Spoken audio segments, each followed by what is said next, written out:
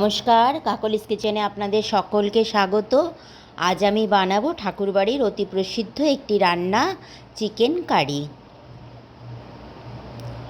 তেল গরম হয়ে গেছে, এবার আমি দিয়ে দেবো চিনি। চিনিটা একটু গলিয়ে নেব। তারপরে দিয়ে দেবো হলুদ গুঁড়ো, কাশ্মীরি লঙ্কার গুঁড়ো। একটু হালকা নেড়ে চেড়েই দিয়ে দেবো থেতো করে রাখা রসুন।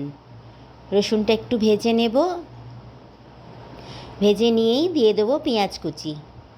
পেঁয়াজ দিয়ে একটু ভেজে নিয়েই দিয়ে দেবো আদা বাটা, কাঁচা লঙ্কা বাটা। আদা কাঁচা লঙ্কার কাঁচা গন্ধটা যাওয়া অবধি একটু নেড়ে চেড়ে নেব। তারপরে দিয়ে দেবো চিকেন। চিকেনটা দিয়ে মশলার সঙ্গে ভালো করে মিশিয়ে নেব। তারপরে দিয়ে দেবো নুন। নুনটাও ভালো করে মিশিয়ে নেব। তারপর ঢেকে দিয়ে কষতে দেব। জল ছেড়ে আসতেই আবারও নেড়ে চেড়ে দেব। দিয়ে আবারও ঢেকে দেব। ঢাকা খুলে এই পর্যায়ে দিয়ে দেবো ভেজে রাখা আলু। আলু দিয়ে আবারও নেড়ে চেড়ে ভালো করে মিশিয়ে দিয়ে আবারও কষতে দেব। কষা হয়ে গেলে দিয়ে দেবো উষ্ণ গরম জল।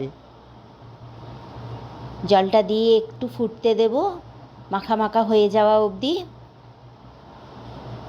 এই পর্যায়ে আমি দিয়ে দেবো ভেজে রাখা পেঁয়াজ।